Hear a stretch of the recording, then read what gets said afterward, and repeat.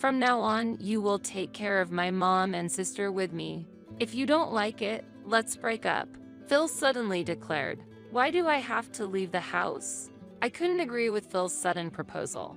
My sister-in-law, Julia, is a real troublemaker. Living with her would be unbearable for me. I tried to prevent this move-in plan, but Phil wouldn't listen, and eventually, he threatened me with divorce. But I wasn't prepared to give up so easily. I intended to find his weakness and turn the situation around. If he thought he could keep his secrets from me, he was gravely mistaken. I am Mandy Reynolds, a working housewife in her second year of marriage, age 38. We currently don't have children, but I wish we had.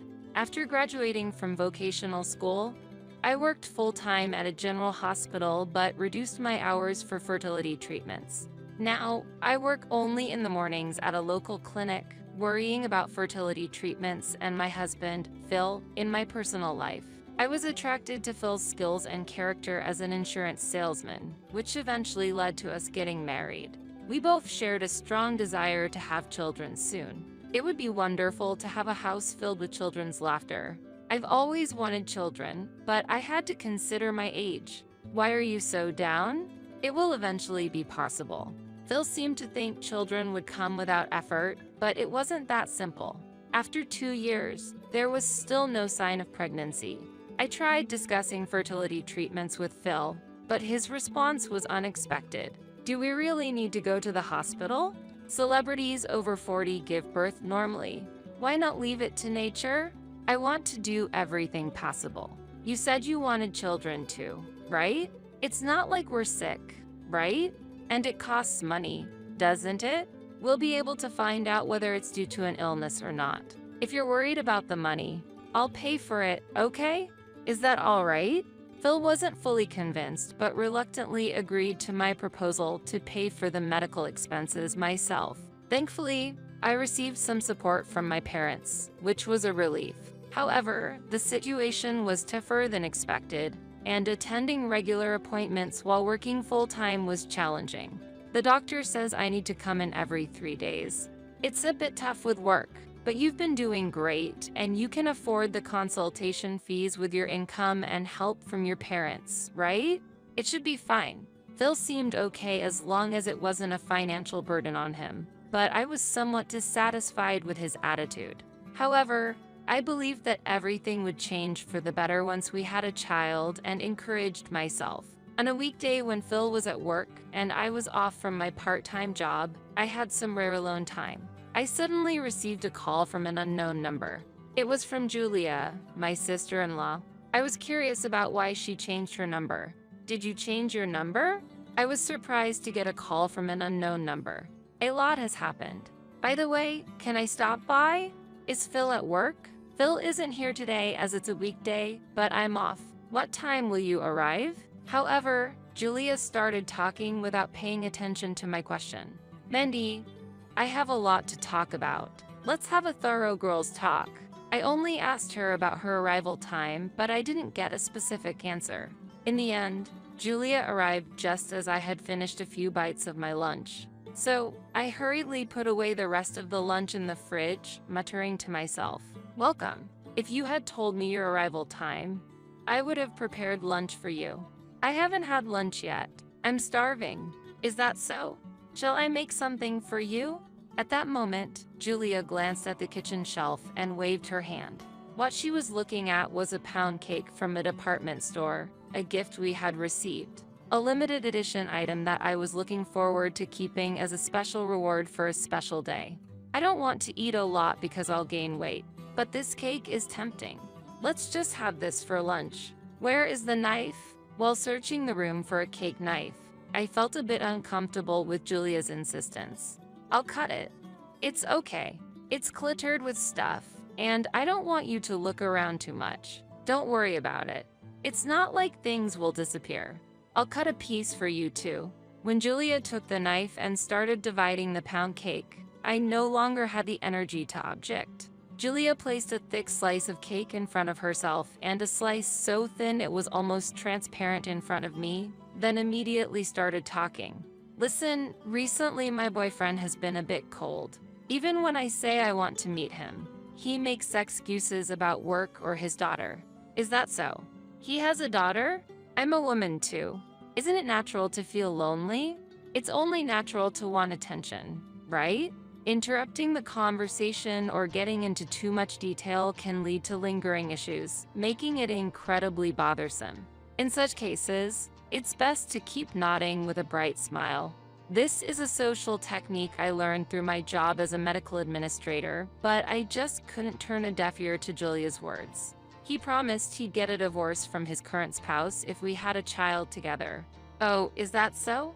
I felt something was off recently, so I went to the doctor and found out I'm pregnant. I'm so happy just thinking about when to tell him. When's the right moment, I wonder?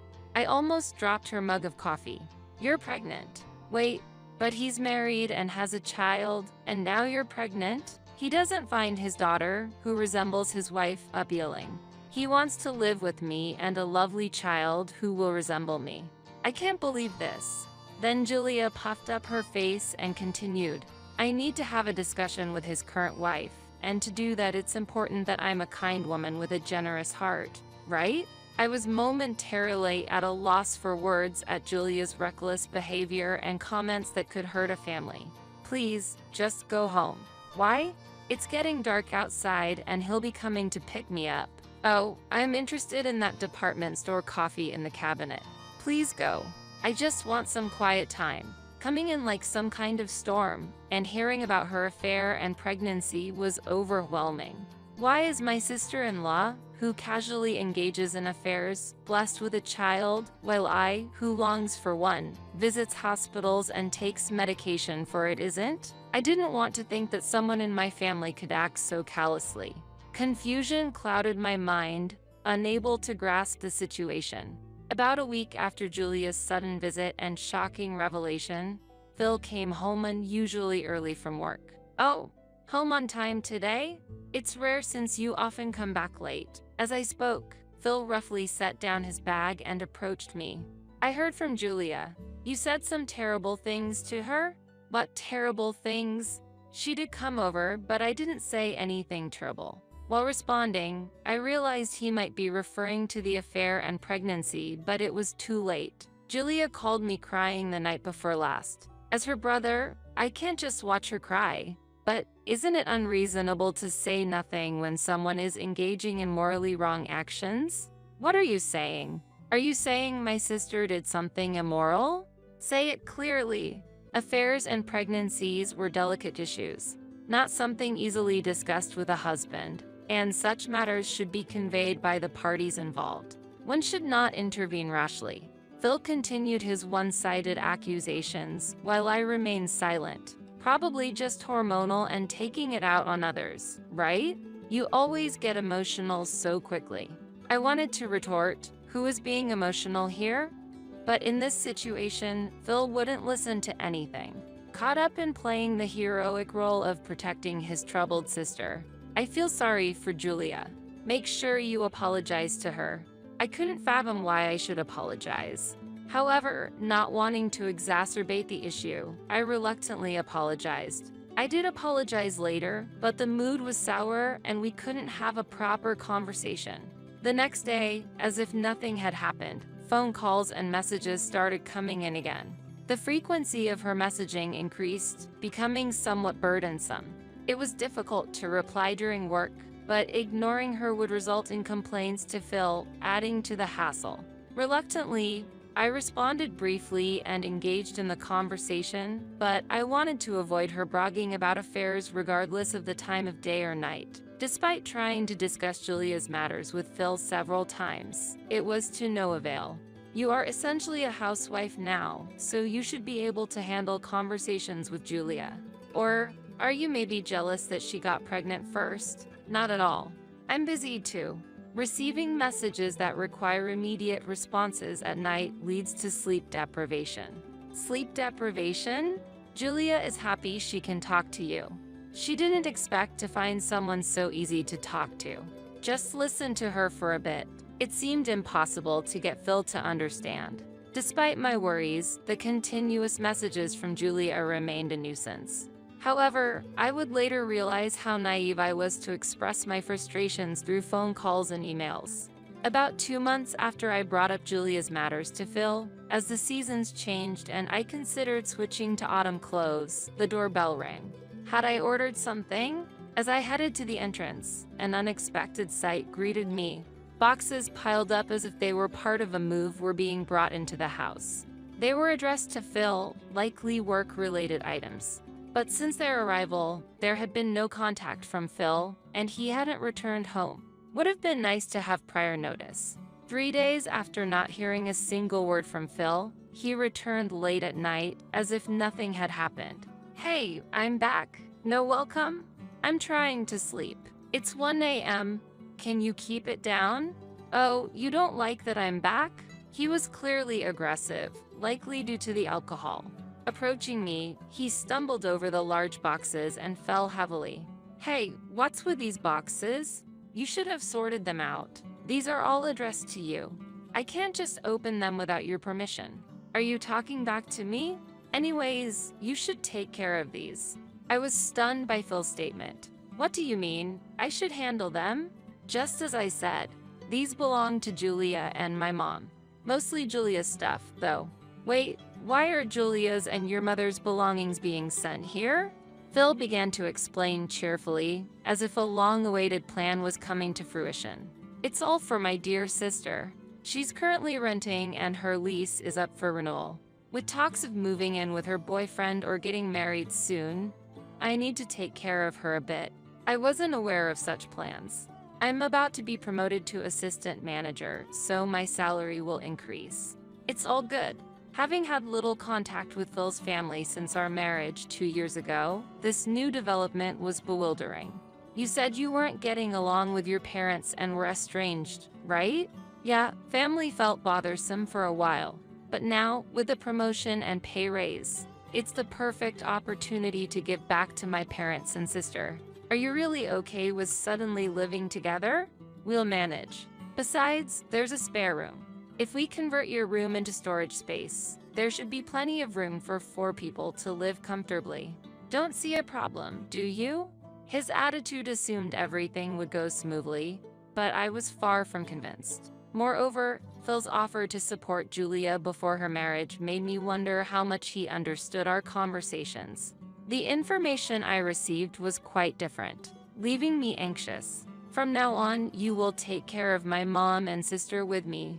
If you don't like it, let's break up," Phil suddenly declared. It's difficult to respond to such a sudden request. Even if it's for a short period, I prefer to avoid living together. Then we have no choice but to get a divorce, and I'll leave. Then go ahead and try?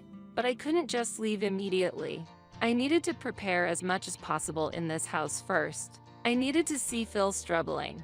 So I started by organizing Phil's belongings. I've always doubted his sincerity. Sometimes he came home late at night smelling of woman's perfume, and suspicious cards were frequently found in his pockets.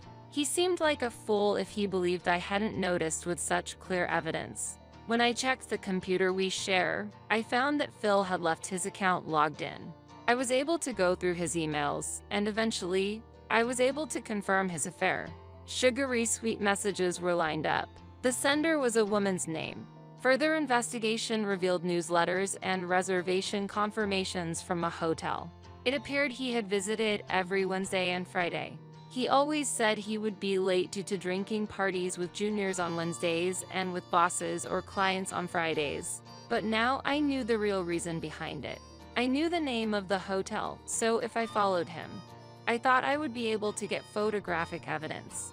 However, I was an amateur and wanted to avoid getting caught. I had to devise a plan to obtain solid evidence through surveillance.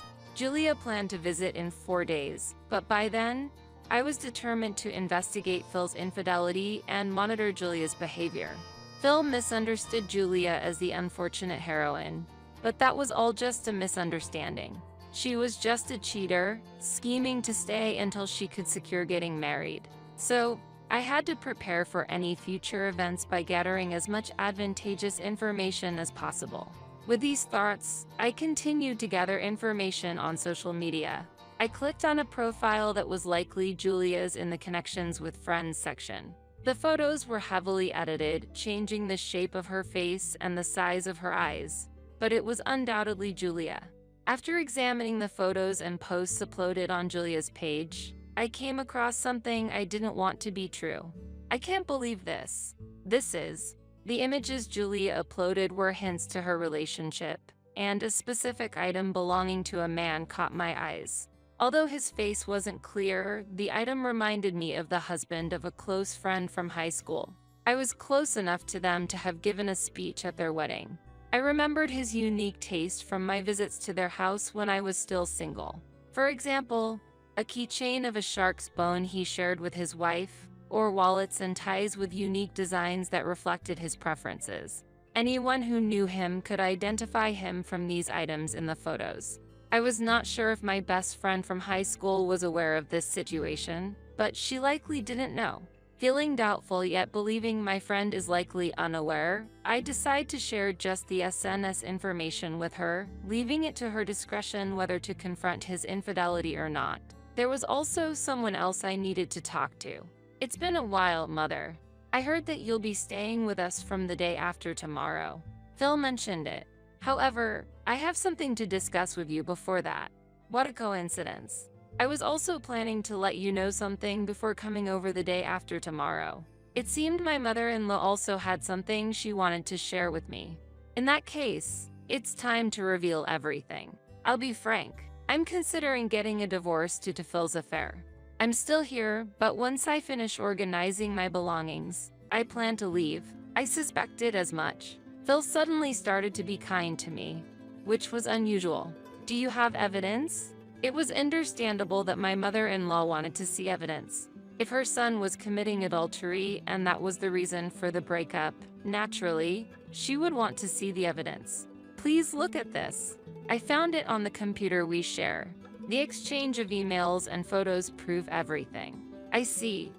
Is this all the evidence you have? While flipping through the printed emails, my mother-in-law asked a heavy question. Her gaze was suffocating. This is all I have for now. When I confront Phil, I want to have solid evidence, but it's not perfect yet. Well, considering his character, excuses and lies are expected. Please use this and hire a detective. She slowly took something out of her bag, revealing a bank book and a card. What are these funds? It's part of my husband's assets. He had an affair in the past, so I despise infidelity and affairs. Isn't this the perfect opportunity to teach him a lesson? While saying this, my mother-in-law smirked secretly. I had hardly spoken to her before and found her a bit intimidating, but I never expected her to be this supportive. Use these funds to make him take full responsibility. I highly appreciate that a capable woman like you married my irresponsible son, so don't hesitate to rely on it. With my mother-in-law's support, I hired a detective specializing in tracking infidelity and obtained solid evidence. Deciding when to confront Phil with it required carefully thinking things through. 2 weeks after my mother-in-law and Julia started living with us, I was ready to begin my new life.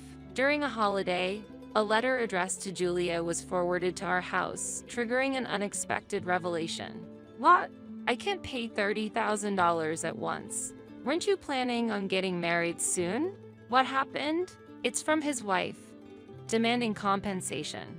Phil immediately stood up, snatched the document from Julia, and exclaimed, "What's this? A woman's name as the sender?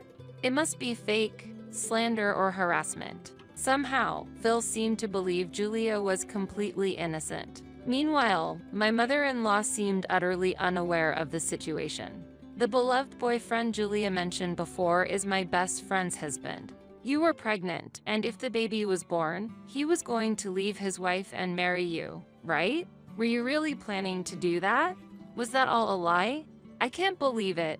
Trying to destroy someone else's family. While saying this, Julia started to tearfully insist on her innocence. But the relationship with his wife was already strained, and they were on the brink of divorce. He said he wanted to raise our child together, that he wanted our baby. Their relationship was already over, right? So it's not adultery or an affair, and there's no reason for compensation. Look, this must be some kind of prank. Julia has always been the target of jealousy and envy. Feeling it was time to speak up, I broached the subject with Phil. So, you're saying infidelity and affairs are not a problem? Yeah, it's part of being a man, and constantly dealing with compensation and lawyers seems excessive. Just overlook it. I spread the photos taken by the detective across the table.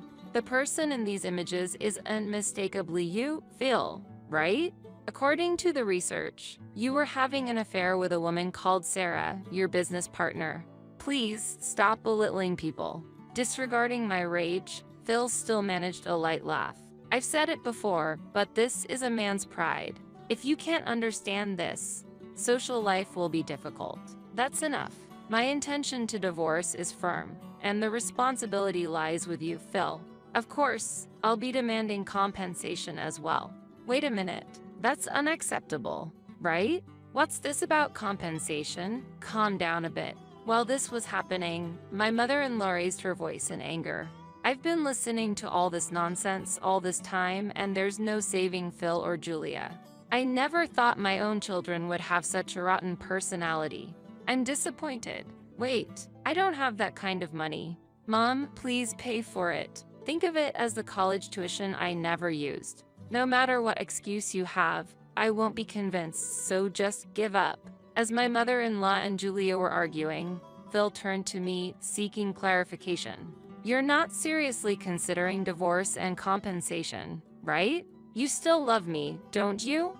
What are you talking about? You cheated on me, made unilateral decisions, and who was it that threatened divorce if I didn't accept living with your mother and Julia? All of a sudden, Phil started to cry hearing my response. My meeting with Sarah was fate, true love. What we had was a completely different kind of love. You understand, right? You'll support our love, won't you? I wasn't able to understand you from the start, and I have no intention to do now either. I've finished packing, so I'm leaving this place. Are you really going to leave? What am I supposed to do? I looked down at Phil, who was pitifully pleading at my feet, and declared my final decision. I don't care. You'll be getting the divorce papers and documents about the compensation, so deal with them. Thanks to involving a lawyer, our divorce proceeded smoothly. An agreement was reached to ensure the payment of compensation. Although my mother-in-law lost her husband, she was healthy both mentally and physically and has started living alone for the first time in her life. She seemed to be leading a fulfilling life with her hobbies and training every day. As for Julia, it seems her affair and pregnancy became widely known. People's gossip was inevitable, and eventually it became a well-known fact. She was fired from her temporary job, and with the rumors about her affair spreading, it became difficult for her to find employment anywhere else. Moreover, Julia's affair partner ultimately chose to make up with his wife, my close friend, leaving Julia completely abandoned. One day, Julia, driven by anger, confronted me. You revealed his and my secret to his wife, didn't you? Was your promise to wholeheartedly celebrate our happiness a lie? Julia accused me furiously. I responded calmly. I never uttered a word about celebrating. Infidelity is unacceptable under any circumstances. Moreover, since she is my close friend, I could not stand by and watch her suffer and fall into misfortune. But your interference was unnecessary. Completely unnecessary. Julia raised her voice. I lost my job, can't find a new one, and even lost the person I loved the most. I blame you for all of this. During our confrontation in a bustling supermarket, Julia attempted to physically confront me, but fortunately, a young security guard intervened promptly, preventing the situation from escalating any further. Both Phil and Julia tried to seek help from their mother, but she coldly rejected all requests. Meanwhile, I heard Phil, due to his dishonest actions, was abandoned by his lover and fell into a gambling addiction. As a result, he was late in paying the compensation, so I decided to request his employer to garnish his wages. The rumor of the divorce caused by the compensation issue spread like wildfire throughout Phil's workplace, becoming a serious issue that could not be overlooked. Despite being a top sales performer respected by many colleagues, his personal actions were scrutinized, leading to his transfer to a department often referred to as the sideline room, where employees merely bide their time without meaningful work. After the divorce, I embraced my newfound freedom, fully enjoying my personal time. Although I once deeply desired to have children and build a happy family with Phil, that now seemed like a distant memory, and I decided to prioritize my financial independence. Furthermore, in my new partner, whom I met through work, I have found a serious and supportive relationship that brings a new sense of fulfillment to my life. He is a mid-career male nurse, skilled at empathizing with others, and our conversations always provide comfort and reassurance, whether or not we decide to have children. He is a trustworthy and wonderful person who accepts me entirely, allowing us to build our future together. I am determined to forge my path in life, focusing on pursuing my happiness.